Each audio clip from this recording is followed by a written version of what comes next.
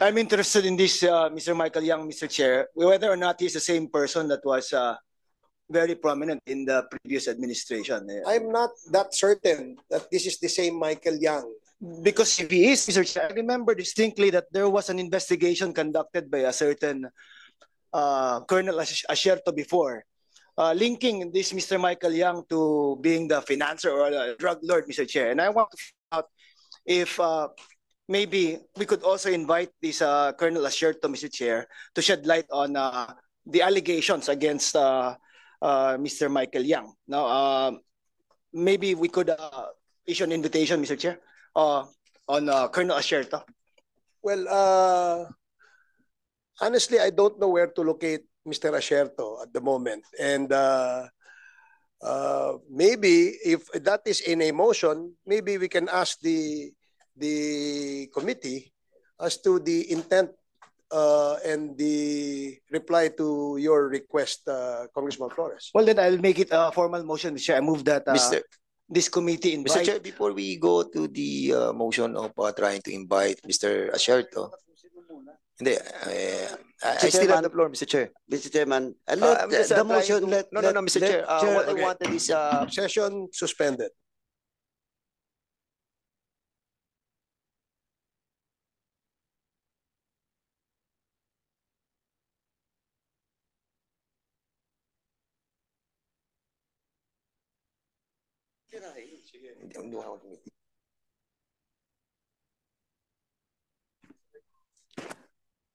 Session resumed. Okay. There is a motion that Colonel Asierto be I invited. think it's Eduardo Asierto, Mr. Chair. Colonel Eduardo yes, Asierto be invited into the next scheduled committee hearing and subsequent hearings thereafter.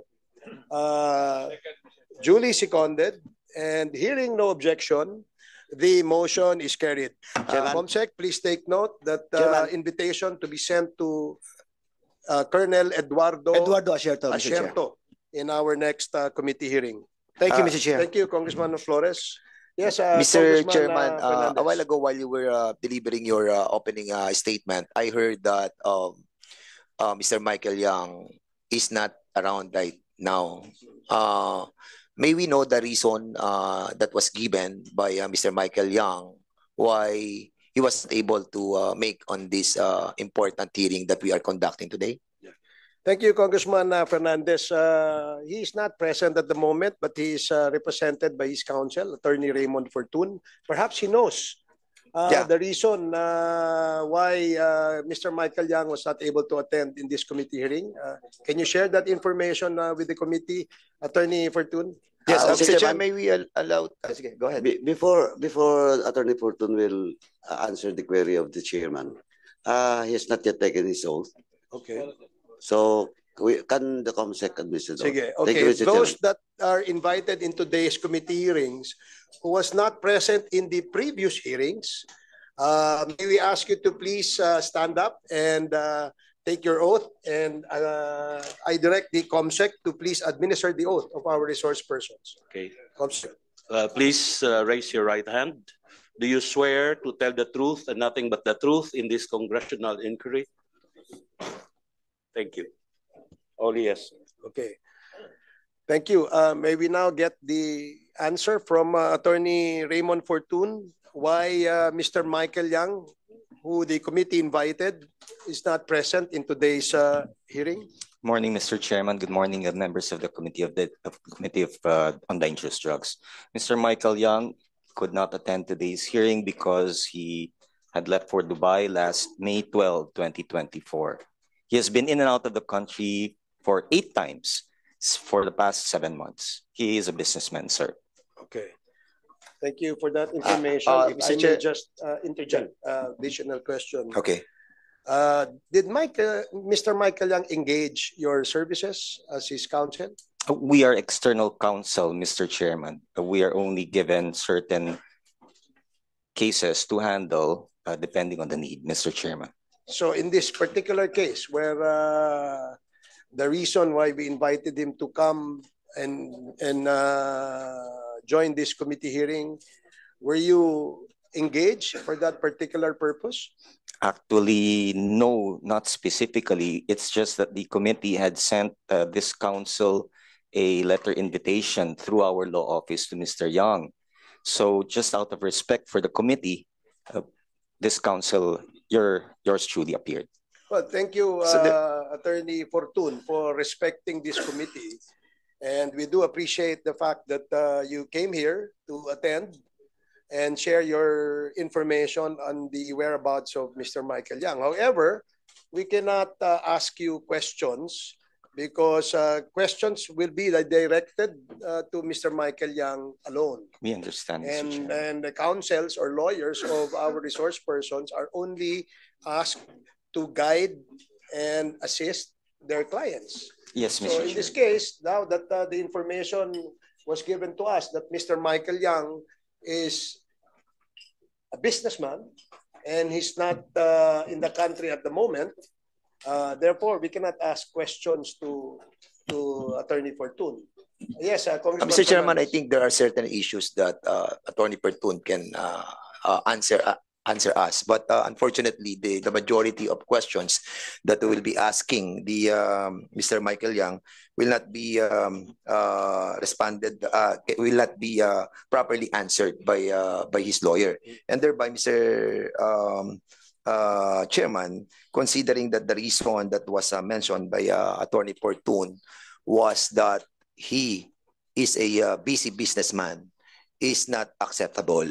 And that's the reason why I think, Mr. Chairman, we need to issue a subpoena to this resource person for him to appear on the next hearing. Okay. No, show cause order because they have the reason already. Okay. Because he's a businessman and he's so busy. But I think, Mr. Chairman, it is not acceptable for us to issue a show cause order because the good attorney Fortun have already said that the reason why he's not here because every now and then he travels. And considering that the Mr. Michael Yang is a, so to speak, a busy businessman, in the next hearing, if we invite him, again, without issuing a subpoena, then most likely he will not again appear on this hearing. So that's the reason why I move that we issue a subpoena. Mr. Chairman. Yes, before I rule on that motion, yes, is this related to the motion of Congressman Fernandez? Mr. Chairman, I just want to clear to Attorney Fortun. Sabi mo kasi you're the external lawyer, ang law office nyo, di ba? Yes, that's correct. So you have, of course, we really appreciate your presence in today's hearing because the invitation was addressed to your office for Mr. Michael Yang. But may I know, do you have directly an authority to Mr. Yang to attend this hearing with regards to the issues being tackled in this committee? Not directly from him, but from the in-house counsel, Attorney Alex Ramos. Mr. Chairman, so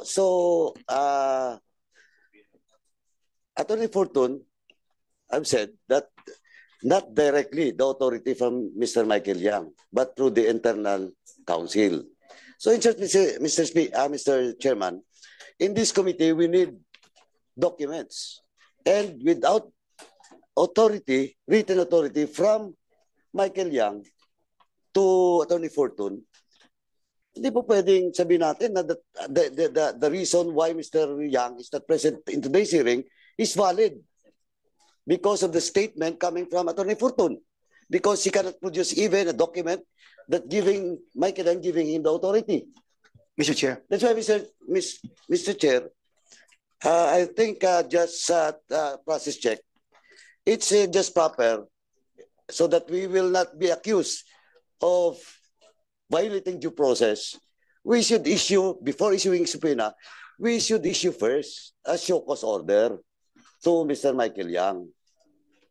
That's my personal position, Mr. Chairman, with regards to the internal rules of this committee inquiry in the aid of legislation. I think, Mr. Chairman, issuing a show cause order prior to the issuance of subpoena is not really written on the provision of our rules. There is no provision in the rules that we should first issue a show cause order prior to the issuance of subpoena. Okay. And that's the reason why what I want, what this representation wanted is to expedite all the hearings that we are conducting. Subpoena na po issue natin because hindi lang naman tong ang issue na pinag-uusapan dito eh. Ang dami-dami natin pinag-uusapan and we are wasting our time on issuing this show cause order. Directly mag-issue na po tayo ng subpoena, Mr. Chairman. With all due respect with my friend, with the Congressman Paduano. Mr. Chairman. Okay. Last na lang, Mr. Before Chairman. I finally rule on the motion, I will allow Congressman last na lang, Paduano to share his insights. Yeah, okay, Mr. Chairman. Anyway, with due respect also to the future governor of Laguna, of course, that is not a written rule in the internal rules of this committee or in the House, but that is the tradition in the House that we should respect, or else we can be accused of railroading the due process in this hearing. I just want to make it safe to this committee, Mr. Chairman. Yeah. What is a show cause order? Then the next time we'll issue a subpoena, and I hope Mr. Yang will directly answer the reason or explain the reason why he is not present in today's hearing.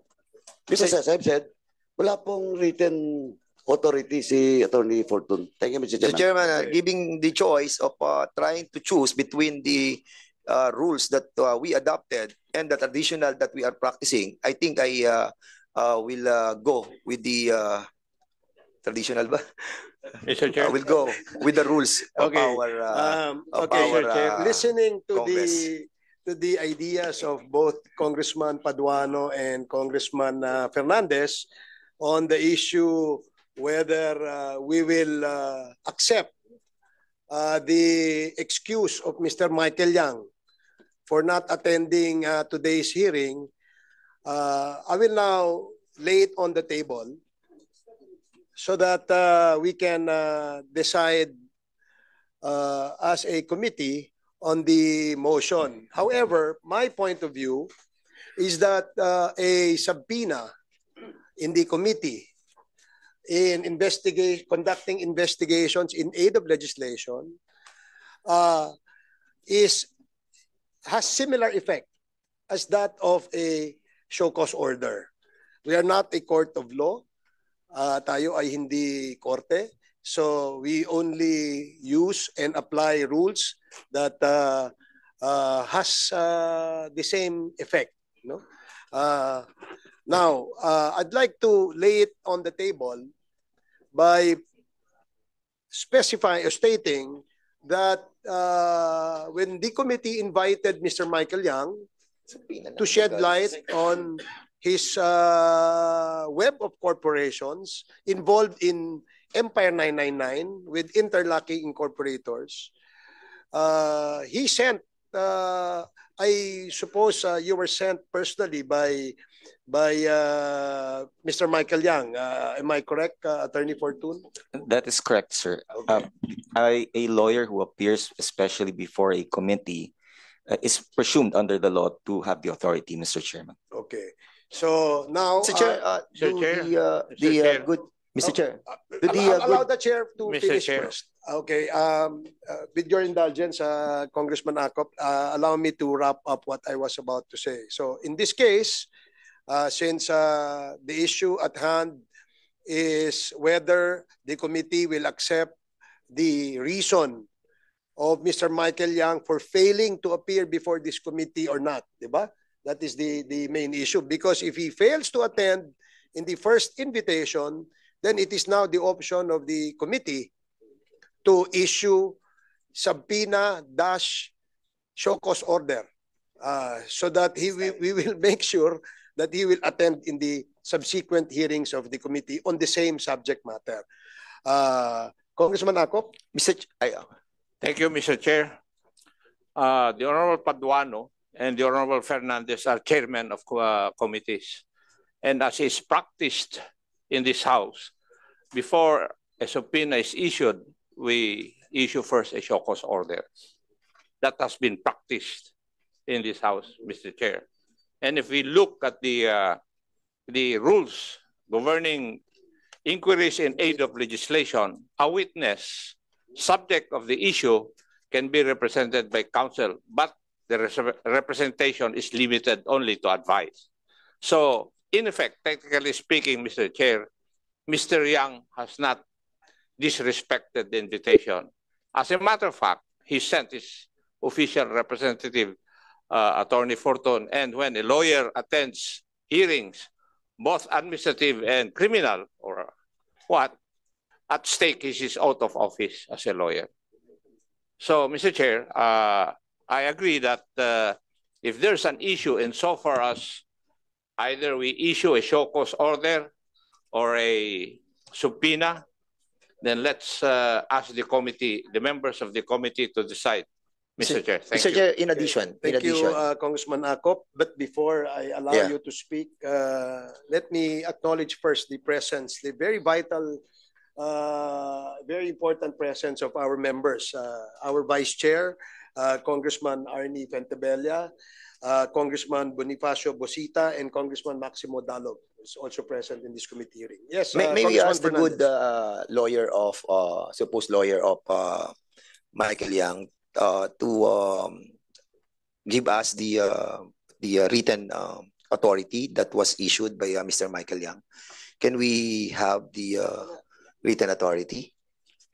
Mr. Chairman, I do not have a written authority, but under the rules of court, a lawyer is presumed to have the authority unless it is proven otherwise. In that case, Mr. Chairman, since we are not a court of law, what we're trying to investigate here is in relation to the laws that have to be amended. I believe, Mr. Chairman, that the reason that was mentioned by Attorney Pertun holds no authority on us. And that's the reason why I think the issuance of subpoena is really valid, Mr. Chairman. As if Attorney Raymond Pertun does not exist in this committee hearing because there was no authority that was given to him.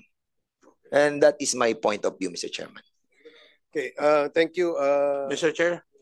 Congressman Fernandez. Yes, Congressman Akop. A witness can be represented by his lawyer of choice, but a witness can also be represented by anybody of his choice. I just do not know whether Attorney Raymond Fortun is appearing as a representative of Mr. Michael Yang or as a lawyer of Mr. Michael Yang. Those are two different things, Mr. Chairman.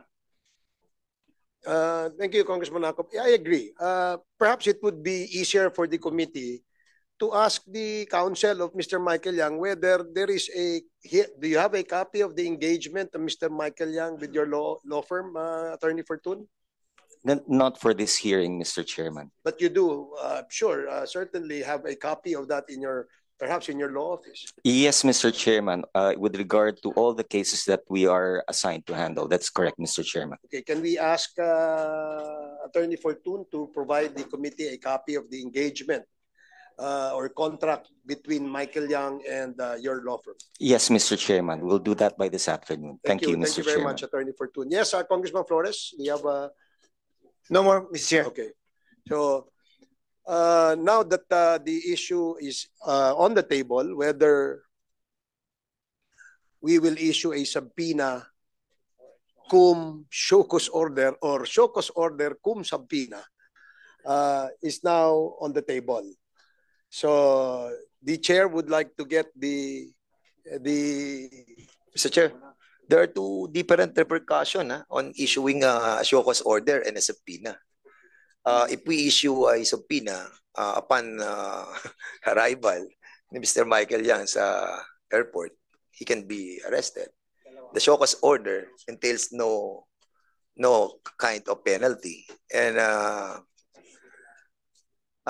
this representation does not want to be so hard on Mr. Michael Yang. But if the lawyer of the supposed lawyer of Michael Yang will give us the written letter or agreement for him to appear on this committee, then most likely, Mr. Chairman, let's wait for Attorney Portun to secure that documents. While we are waiting, no, we can discuss other things first, Mr. Chairman. I think I have to move that my motion be tackled in a better time.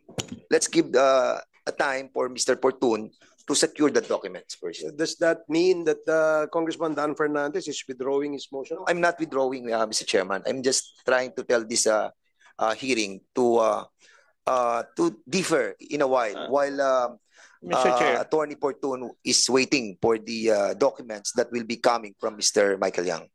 Mr. Chair. Okay. Yes, Congressman Akop.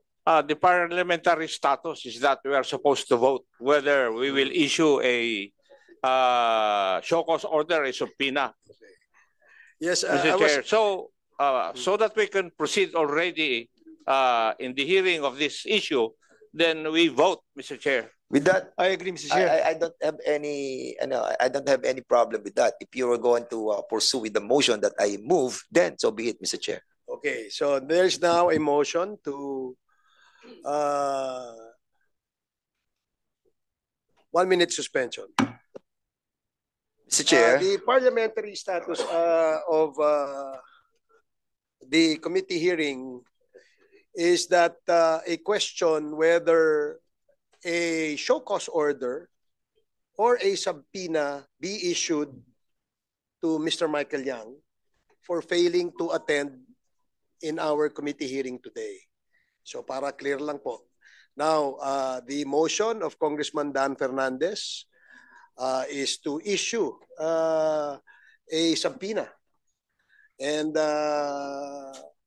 the Congressman Akop and Congressman Paduano clearly stated that under the tradition and the rules of the House, before a subpoena is issued to a resource person who failed to attend the committee hearing, a show cause order must first be issued.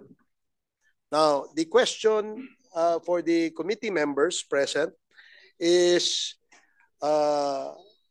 whether a show cause order or a subpoena be issued to Mr. Michael Yang. So those who are in favor of show cause order, please raise your right hand. Mr. Chair. 1, 2, 3, yan na pala. 4. We're in voting. Voting na pala kayo. Voting. Mr. Chairman, Mr. Chairman, before we have a consensus while we were on the break.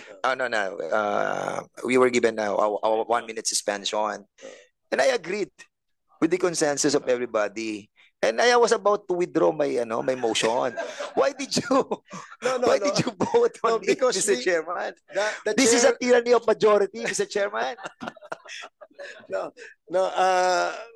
Congressman Fernandez, the chair has to rule on the motion that you have set forward, and because there is a question, then the committee is bound to rule on this question. However, it seems that the committee members present has already given their vote on whether a show cause order or a subpoena will be issued. The show cause order has 1, 2, 3, 4, 5, 6 members present. Against one. Who stated that a show cause order must first be issued before a subpoena. Okay, with a heavy heart, Mr. Chairman, I accept the decision. Thank you, Congressman Dan Fernandez. Now we proceed with the Mr. Chairman. With Mr. Chairman. inquiry proper. Yes, Congressman. Before we proceed with the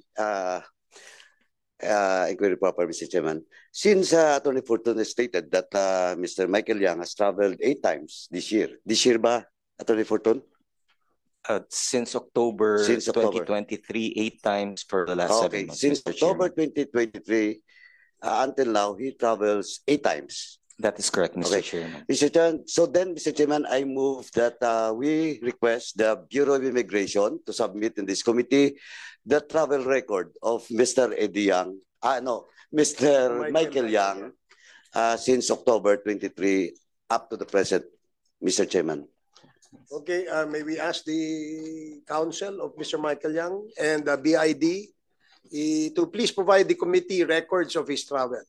Yes, Mr. Mr. Chair, the BID will submit the travel of Mr. Yang. Thank you very much. Mr. Chairman, yes, if Attorney. in the show cause order to be issued by the committee, Mr. Yang, I will warrant that Mr. Yang will make an explanation, including all of his travels since October 2023. Okay, thank you, Attorney Fortune.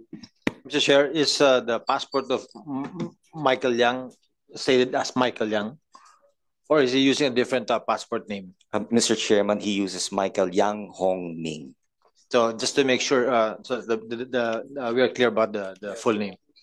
Thank you, Congressman Gomez. Yang Hong Ming? Okay. Yes, Mr. Chairman. Not too familiar which comes first. It's Chinese. Does he possess a Filipino passport? No, Mr. Chairman. He's Chinese. Okay, he's Chinese. Yes, Mr. Chairman. Definitely one. Thank you. Now, the chair made clear earlier in my opening statements that the issue of Mr. Willie Ong as the registered owner of Empire 999 was involved in a 3 billion shabu drug haul in his own warehouse somehow has links with other corporations because of the interlocking incorporators, which somehow linked to a certain Mr. Michael Yang and Mr. Lincoln Ong. As clearly stated by Congressman Keith Flores earlier, he wished to invite Colonel Asierto in this committee hearing because allegedly Colonel Asierto, yes, can you... Colonel Asierto at one point, Mr. Chair, as far as I remember, made a report or an investigation about the involvement of Mr. Michael Yang with drugs, Mr. Chair. And I wanted to find out what that report was about, what happened to that report, and what is the status of that investigation, if there is one, Mr. Chair. And because of that, the gentleman from Bukidnon moved that we invite Colonel Asierto in our next scheduled hearing to shed light on that issue, where allegedly Mr. Michael Yang was involved in a illegal drug trade in the country. I suppose Attorney Fortune is familiar with the allegations thrown at his client. Mr. Chairman, it was brought up during the Senate investigation on Pharmaly, Mr. Chairman. Would you be at liberty to share with us some excerpts of the Senate's committee hearing so that we will be guided by the direction of this committee in pursuing involvement of certain personalities in this investigation? Thank you, Mr. Chairman. Actually, it was discussed only in one hearing. That was on September 10, 2021. September 10, 2021. Specifically, there were questions asked with regard to Lin Wei Xiong or Alan Lim, not to Mr. Michael Yang directly. The discussion was not with regard to the charges of Colonel Asierto on Michael Yang, but one where the name of an Alan Lim was mentioned, Mr. Chairman. That was on the hearing September 10, 2021, Mr. Chairman. Okay, thank you for that information. That's very vital, Attorney Fortune, for the reason that the allegations against him has not been concluded at the moment. That is correct, Mr. Chairman. There was no conclusion to it. And because of the motion by Congressman Keith Flores, so that it would provide better understanding of the committee as to the involvement of certain personalities, including Mr. Michael Yang, in the Empire 999 3 billion shabu discovery, we would certainly have him or wanted him to shed light on this particular issue. If I were Mr. Michael Yang, I would actually welcome any investigation conducted by the committees in order to clear his name, Mr. Chairman. Okay, thank you, Attorney Fortune, for that answer. And hopefully your client shares the same agreement with the committee. I'm sure he does, Mr. Chairman. Mr. Chair, Thank you. Yes, Congressman. in the discussions, we've invited Mr. Asierto, Mr. William Ong, no, Willie Ong and Mike. Willie Ong, yeah. Can we, during the discussion, the name of Mr. Arturo Las Cañas came up also. Would it be possible to invite Mr. Arturo Las Cañas just to complete the whole picture and to in case there are discussions and he's needed for this one, may we invite him, Mr. Chair? Okay, is that in a motion? Yes, Mr. Chair, I'd like to move that we invite Arturo Las Cañas in the next committee meeting, Mr. Chair. Okay, there's a motion to invite as well. What's his first name? Arturo Las Cañas. Mr. Arturo Las Cañas. Yes, Mr. Chair. Before we move on, we address the motion of the good gentleman from Ormoc. Is that the one mentioned in the Senate hearing years, kasama sa discussion yun. Years ago? Are they still alive? Alive? We will find out. Because kanina, I'm just wondering ko po. So you're wondering if they're still alive? Hindi, kasi kanina, we will check with the local of, registry actually, of deeds. I really don't know yung si Asierto. Asierto was Colonel also Asierto. invited in the Senate hearing, correct? Yes.